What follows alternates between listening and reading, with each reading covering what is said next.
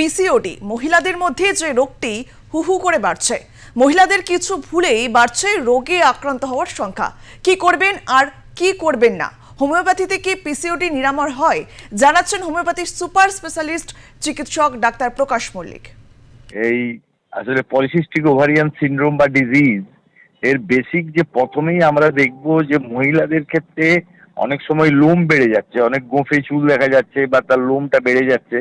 এটা একটা primary symptoms to polycystic ovarian সিনড্রোমের ক্ষেত্রে।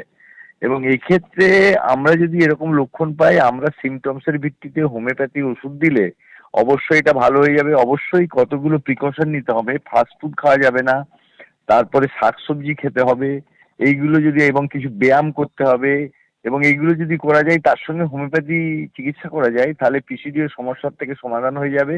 এবং এর আরেকটা ব্যাপার হচ্ছে যে এটা অনেক সময় মেনস্ট্রুয়াল সাইকেলের প্রবলেম হয়, তার প্রেক্ষিতে পরবর্তী ক্ষেত্রে বন্ধ্যাত্বের শিকার হয়। যদি প্রথম থেকেই হোমিওপ্যাথি ওষুধ খাওয়া যায় বা হোমিওপ্যাথি চিকিৎসা নেওয়া যায়, তাহলে কিন্তু এই পলিসিস্টিক ওভারিয়ান সিনড্রোম বা পলিসিস্টিক ওভারিয়ান ডিজিজের ক্ষেত্রে এটা হবে না, মানে ভালো হয়ে যাবে, অ্যাজ ওয়েল অ্যাজ বন্ধ্যাত্ব থেকেও রুখে দেওয়া যাবে। এটা হোমিওপ্যাথির ক্ষেত্রে সম্ভব। অ্যাকচুয়ালি বেশি হয় তাদেরই যারা ওই মানে ওবেসিটি একটা সিমটমস।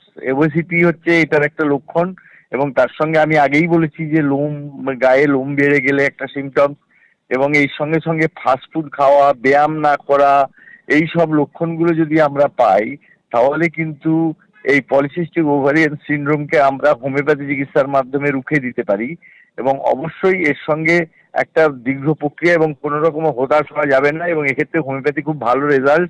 তার কারণ এইসব যে সমস্ত মেয়েদের হয়, বিশেষ করে ইয়াং লেডি মানে যারা যৌবন প্রাপ্ত হয়েছে, এবং অনেক সময় একটা মানে 30-32 এদেরও হয়ে থাকে, এবং এটা একটা স্টপেজ অফ মেনসুরেশন। অনেক সময় এলোপ্যাথিক পয়েন্ট অফ ভিউ এটাকে কিন্তু এলোপ্যাথি হরমোনাল ট্যাবলেট খাওয়ানো হয়, কিন্তু দেখা গেছে যে হরমোনাল ট্যাবলেটটা যখনই সে বন্ধ করে দিচ্ছে, তার প্রেক্ষিতে কিন্তু সঙ্গে সঙ্গে আবার ওই স্টপেজ অফ মেনসুরেশন হয়ে যাচ্ছে। কিন্তু এরকম হোমিওপ্যাথিতে কিন্তু ফাংশনাল ডিস্টারবেন্সটা কিন্তু পুরোপুরি ভালো করে দেওয়া সম্ভব হোমিওপ্যাথি ট্রিটমেন্ট মাধ্যমে। অতএব শুধুমাত্র লক্ষণ নয়, হোমিওপ্যাথির ধাতুগত চিকিৎসা এবং সে তার ক্রেভিংস, তার ডিজায়ার, এইগুলোকেও আমরা রক্ষা করি, এবং তার মানসিক এবং তার কোনো বংশগতির ধারায় এরকম যদি থাকে, তারও একটা অন্যরকম ট্রিটমেন্ট করলে হোমিওপ্যাথির পদ্ধতিতে এটাকে পুরোপুরি এটাকে নিরসন করা যায়, ভালো করে দেওয়া যায়, সুস্থ রাখা যায়।